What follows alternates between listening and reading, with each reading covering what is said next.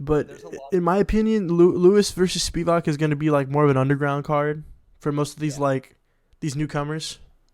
for sure. There's a lot of like insertion of youth going on in this card. Like Oh yeah, like full disclosure, we're unfamiliar with a lot of the guys on these cards. We were doing our research before. There's not much to say. There's just a lot of a lot of new faces. yeah. It's a question mark card. I mean, it's one of those cards where you're gonna watch and you know you might be surprised. Um, so but we're gonna tune in. We're excited to see, but we're honestly more excited about the prelims and the future implications of some of these younger guys than about the main event.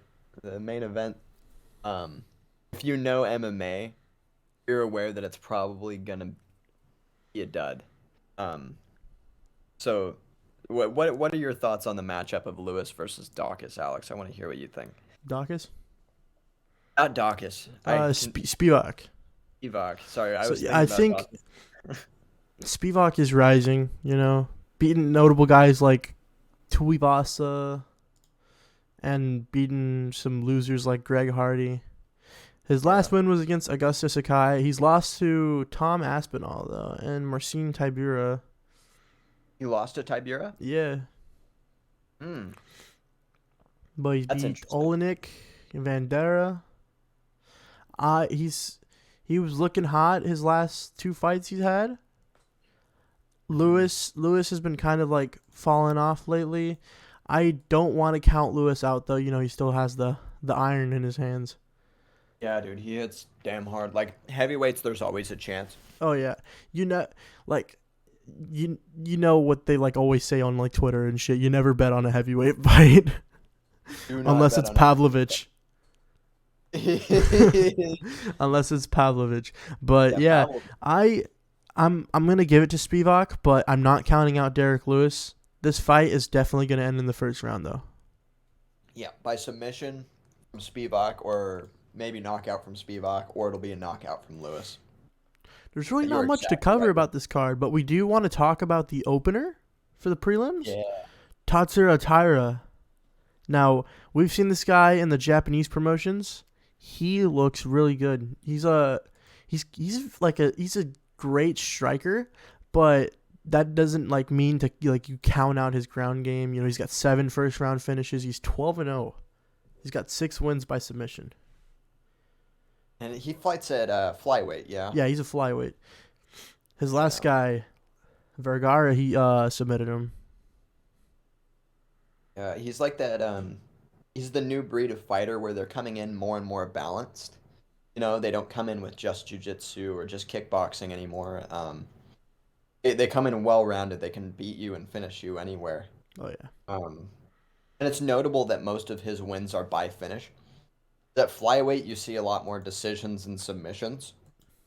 But he's got 3 knockouts. He's got 6 submissions. He's only got what was it? Three that went to decision. Mhm. I mean, that's pretty impressive. I'm excited to see. I'm excited to see. I hope he's like I hope he's interesting at 25 because 25 always needs more. You know, 25 is interesting at the top, but then um, its depth fighters are harder to follow.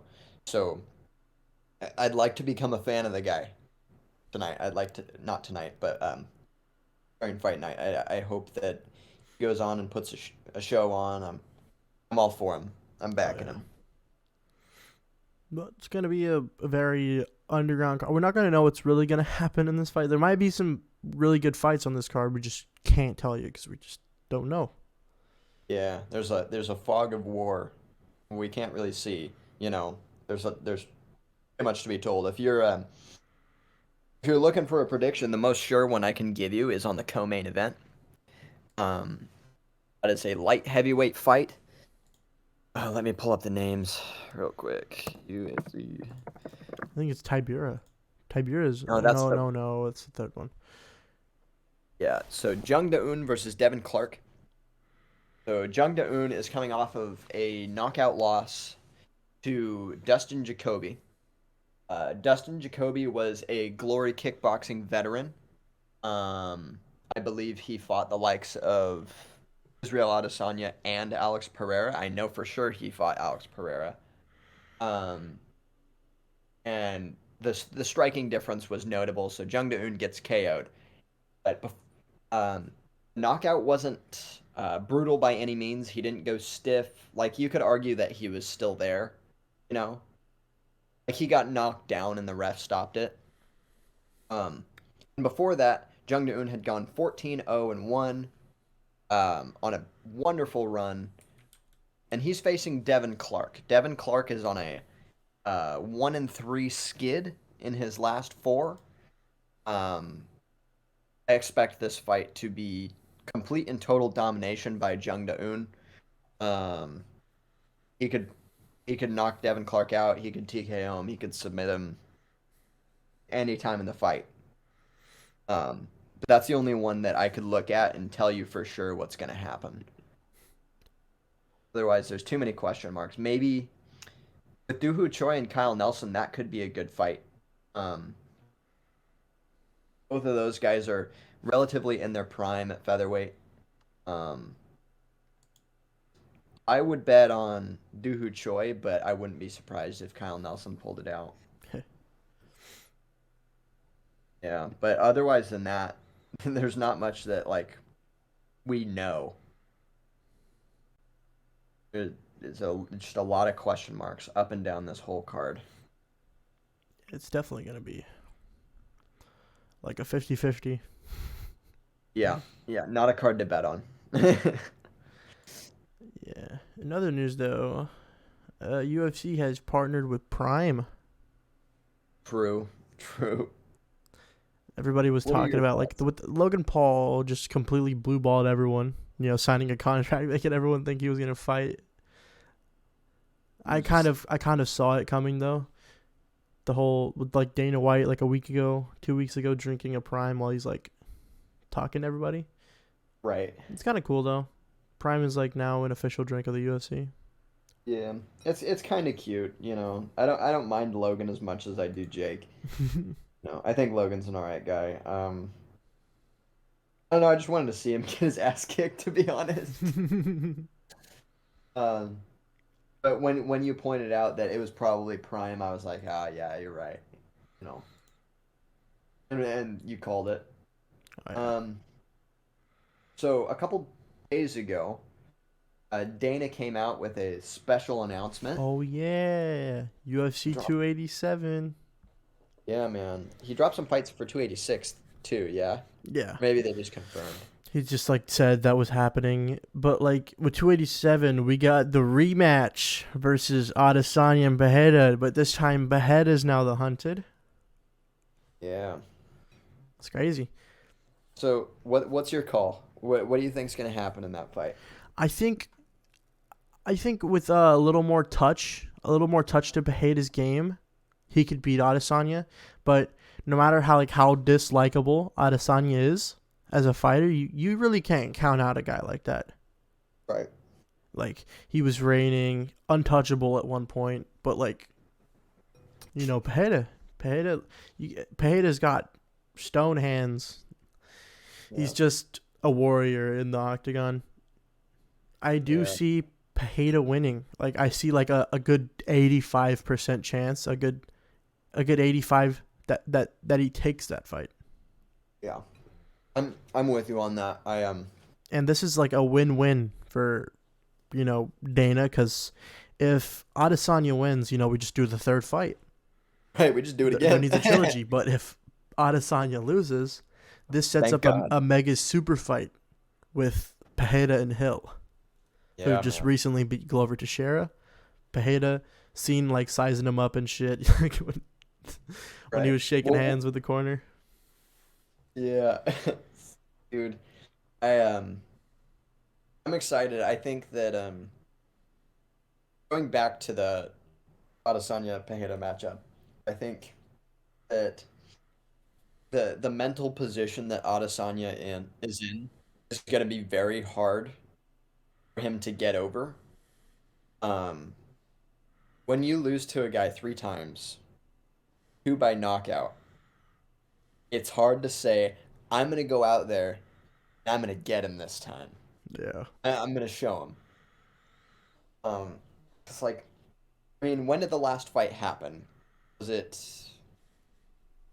It was 281. 281. Yeah. I mean, that's a couple months ago, Oh yeah. and they're already like in a camp to go again. I mean, not a lot of time to make adjustments. Um, I think it's gonna be leaning further in Pereira's way now because um, when you're new to a sport, you pick up things faster. So I think his improvement will be more notable than Adesanya's because Adesanya has been in mixed martial arts for so long. I think what we're gonna see in this next match is Pereira's takedown defense is gonna be better. Um, Pereira's clinch game is gonna get even better, even though it's already very good, especially the clinch striking. Um, I think Pereira's gonna be like dictating the pace of this fight. I think it's gonna look more certain than the last one did. Or it's just gonna be just like the last one that just ends with left hook. Right. Could also just be another one just like the last one. I don't imagine that because like Adesanya is gonna come in with adjustments. Oh yeah. And It's just like you said with like with fighters like Pereira, you know his age, you can like with Pereira you can like with fighters in general you can only learn so much if you're that old. right. Pereira may not look like it, but he's like pushing 40. Like 36. I think he's 37 or 38. He's not that old. I think he's 36. He's Oh, he's 35. Never mind. But still, you know. he also started combat sports kind of late, you know? He wasn't like a child prodigy. He worked in like a tire shop as a teenager. I think he started in his late teens, early 20s. Um, I don't know. My point still stands. I I hope so too. I am not an Adesanya fan. I am an Adesanya hater for the audience. Alex is well aware of it. He's heard Yeah. my tirades. Yeah. Well, I'm an MMA fan, so I know like when to not count somebody out. So I Right. don't know. I genuinely don't know who to give this fight to. I think Pereira has it though. But yeah, you never know. It's MMA. Next up, we got Gilbert Burns versus Masvidal for 287. About time. Yeah, been wanting to see Masvidal fight. With Masvidal, I don't know, like his wrestling. Say the same shit I said goes for him. You can only learn so much with a guy that's Masvidal's age and has fought so much. Right. And Burns, this fight honestly goes to whatever Burns wants to do. If Burns wants to stand up with Masvidal, I think Masvidal's got a chance. If Burns wants to put him on the ground, then yeah, It's over that that way. sets up Burns for another fight, and Masvidal probably to the commentary booth. Yeah. I That's all we I know think now, though, Mas for 287, though, right? Just those two fights? yeah, I think that's all we have. Damn. There's more to come for Um that. yeah. Oh, shit. We forgot that Max Holloway has a fight coming up with Arnold Allen. Oh dude, I forgot about that one too. That one's tough I to like Arnold call. Allen, but I think Holloway's going to live up to being the number one contender for the rest of this division. So I'm going to go with Max Holloway. So it's tough for me. I want to see Holloway out there. Like I want to see how he looks against different competition. Right now, We've seen I him run the understand. division. Like, we've seen him run the division with him being number one contender, beating, like, Cater, and then beating Rodriguez. Yeah, but I think is I don't know if he can make another run like that. So mentally, he has he's kind of like where Dustin Poirier is because it's been so long since Max has had the belt now. It's been years. Where he gets to that point and he falls short. And a few times you can take that on the chin and say, whatever, I'm gonna show everybody else who's boss, and then I'm gonna do it again. And like you said, that's what he did. He did his rounds. He smoked Cater, Ortega. He schooled those guys. Oh yeah. But in his last fight against Volkanovski, I think it's a combination of Volkanovski improving and Holloway regressing. Holloway looked slower to me. Looked really slow, and his head movement wasn't there anymore.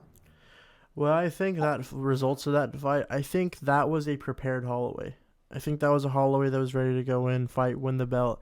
I just think it was just results of a better Volkanovski, a Volkanovski who has done almost 200% more than what he's done in the second fight between Holloway.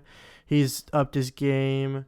We've seen his like holes, and we've seen Volk's holes as his fights went on, and then we've seen like his next fight that hole we just saw is Closes. gone. Yeah, Yeah, the whole like Volkanovski is like the closest thing we have right now to a perfect fighter, which is and wild. and yeah, I honestly think Holloway.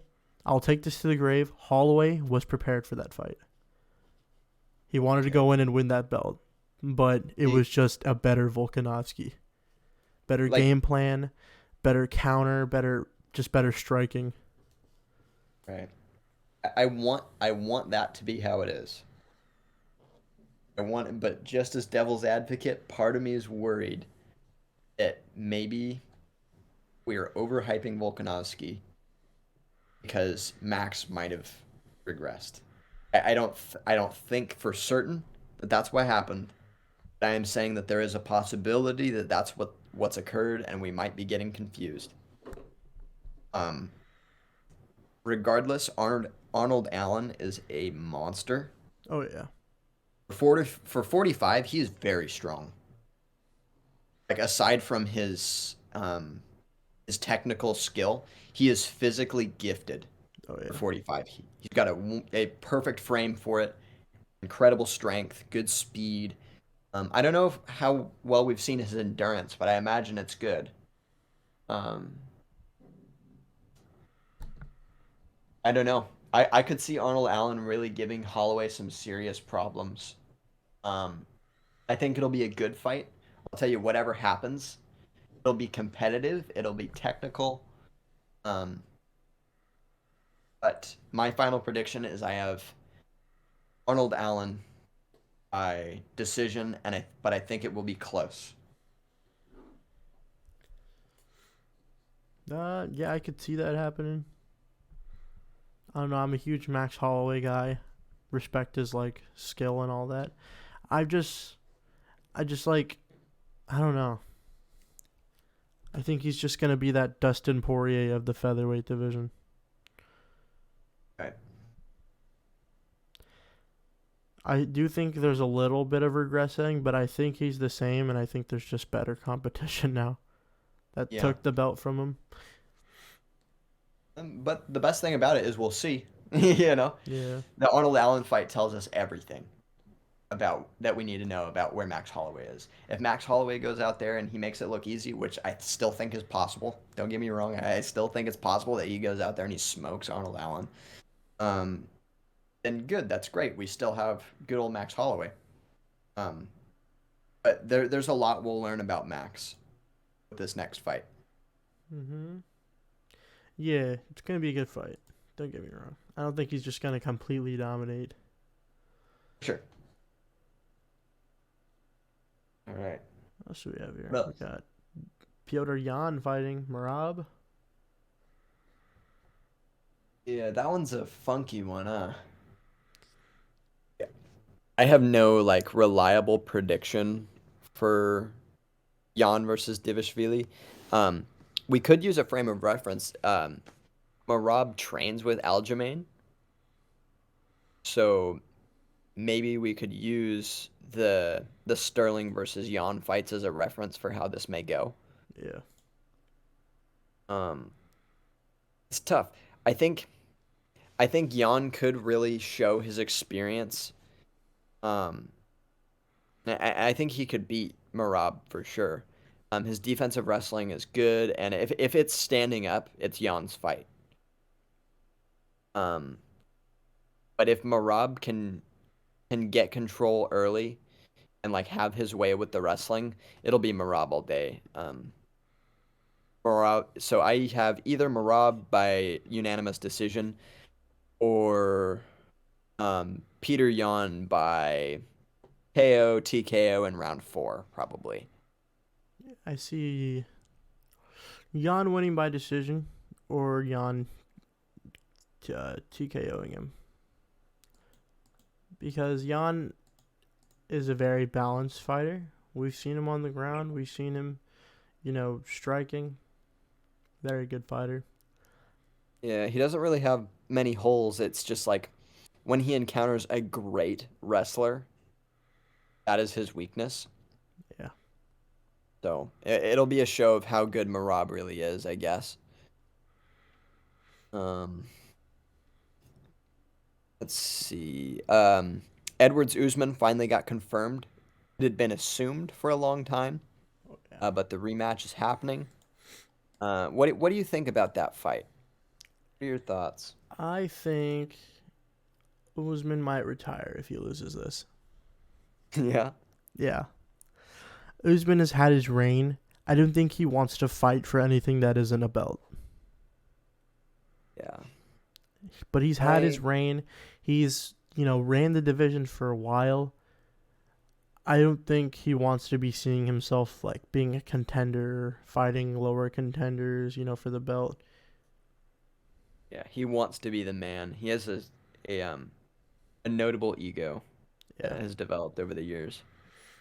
But I think Edwards will, touch up his wrestling, his defensive wrestling, his offensive wrestling. Like with him, I think he will come to this fight a better like Edwards. Right. Because he says a lot. That was his worst fight, and he won it anyways. Yeah, and a thing to remember is their last fight was at Elevation. Oh yeah, this is on, like Usman's used to fighting in Arizona. Yeah, I think he purposely like trains. He trains in Elevation, yeah. Yeah. But with Edwards, this is in home soil. This is where he like does it better. Right. And I don't think the without the elevation, I think he does better. He won't really gas out quickly. Yeah. It's hard to tell. I can't come out and give a confident prediction for this fight. I can't either, but I'm gonna be heavy leaning Edwards. Yeah, I've been an Edwards fan since that knockout, dude. It was such an incredible moment watching it live. Yeah. For everybody that calls it a fluke too, he's done that kick in 4 different fights. Yeah, he hit RDA with it. Who else? He hit RDA with it. He hit Cowboy with it, and he hit Vicente Luque with it, and he hit Bilal with it too. Bilal. That was not a fluke kick. That's a kick that he practices. It was science, dude. Yeah. It was crazy. He also notices that when Usman likes to slip the jab, Right. He leaves a good side of his face open. One thing I noticed, sorry, this is a way backtrack, but it's a similar thing about the Jamal Hill Glover Teixeira fight. You know how he was hitting that back leg roundhouse on Glover the whole fight? It's because Glover does something similar to Usman. He parries the jab and leans his head out. He doesn't do it as drastically, but he does do it.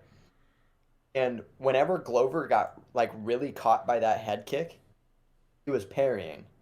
Yeah. It got to a point where Jamal was barely even starting to feint, not even hardly throwing the hand, but just twitching, and Glover would react and parry. That kick by Leon Edwards has really changed the game. We know what Wonderboy said before the Edwards fight. Right. I'll put the clip in. You do that against Edwards, man, he's gonna put you to sleep. but then you can't count Usman out.